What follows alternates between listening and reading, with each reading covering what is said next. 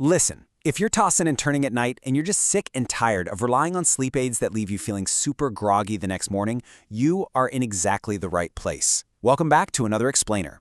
Today, we're totally cracking the code on how to conquer insomnia, and we're going to do it using your own biology, not pharmaceuticals. We've taken the latest sleep science and distilled it into a really practical 24-hour protocol that's going to completely reshape how you approach rest.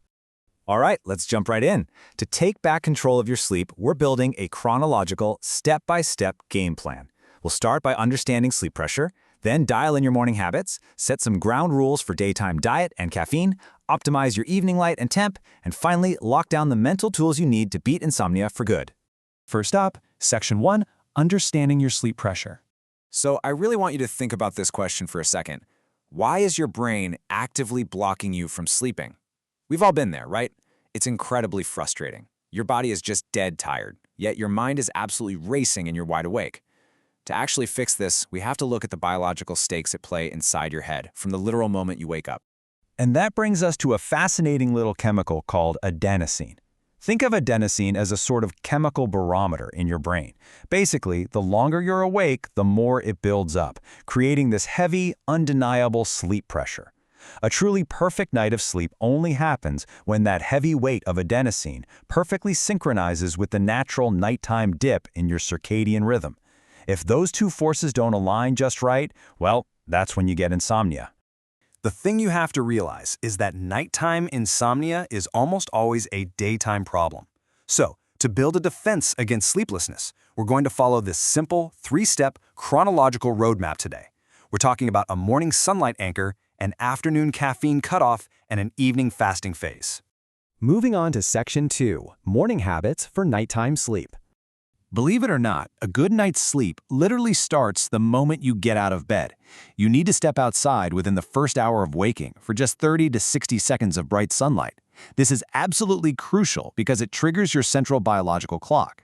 It acts as a bright light anchor that sets your morning cortisol rhythm. And beautifully, it perfectly times your melatonin release to kick in exactly 12 to 16 hours later.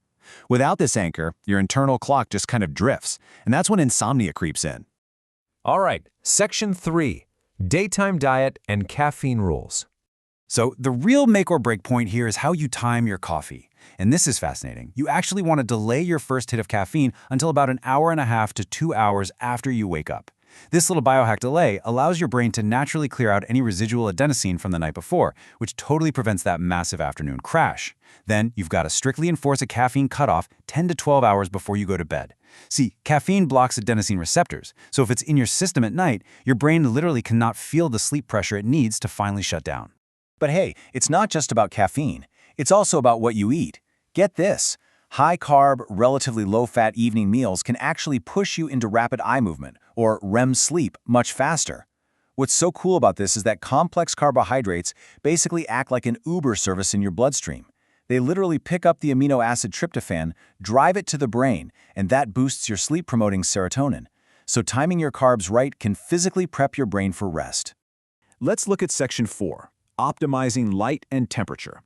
This brilliantly illustrates the complete biological flip you have to make. Think about it. Your morning needs dictate bright light and an increasing body temperature to wake you up. But your evening needs, they're the exact opposite. You need dim light, ideally below 10 lux and kept low to the ground, and a decreasing body temperature. You have to actively reverse your morning environment to signal to your brain, hey, it's time to sleep. Let's zero in on temperature for a second, because this data point is wild. For you to successfully fall asleep and actually stay deeply asleep, your core body temperature must drop by 1 to 3 degrees, period. If you are sleeping in a hot room, your body simply cannot execute this biological mandate, and there's no way around it. You will lie awake. To guarantee you hit that 1 to 3 degree drop, here is your evening checklist. First, stop eating 3 hours before bed. Digesting a late, heavy meal stimulates your sympathetic nervous system, which actively raises your core temperature, fighting that cooling process we just talked about. Second, dim your lights. Third, crank down the AC or cool the room. And finally, avoid alcohol and THC. Sure, they might make you feel sedated at first, but they actually severely block your REM sleep and completely wreck your sleep architecture. Finally, Section 5, Mental Tools to Cure Insomnia. Okay, so you've done all the biological prep, right? But what do you do when you are actually lying in bed and your mind is just spiraling? Take a look at this quote from sleep expert Dr. Matt Walker, talking about cognitive behavioral therapy for insomnia, or CBT-I. He says, think of it a little bit like clearing traffic from a highway. CBT-I is honestly the absolute gold standard when it comes to behavioral treatments. It systematically removes the psychological roadblocks and those conditioned anxieties that are preventing deep rest, letting your brain smoothly cruise right into sleep. Now, if you need immediate, advanced tools while you're literally lying in bed, try these. Non-sleep deep rest, also known as Yoga Nidra, is an incredible guided audio practice. It basically trains your nervous system to reliably shift from high alertness straight into deep relaxation.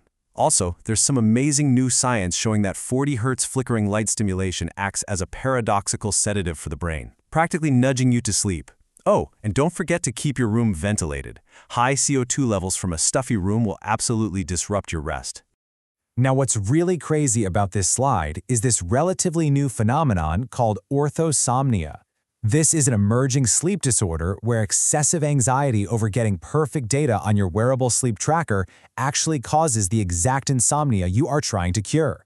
We get so obsessed with our sleep scores that we trigger a massive stress response. Listen, if tracking your sleep is giving you anxiety, the absolute best biological tool you have is to just take the tracker off and shove it in a drawer.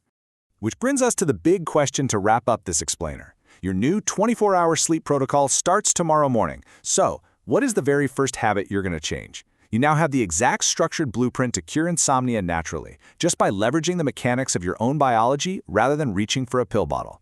Will you step outside for that morning sunlight, delay the afternoon coffee, or maybe cool down your room tonight? Pick just one, take action, and reclaim your rest. Thanks so much for joining me, and sleep well.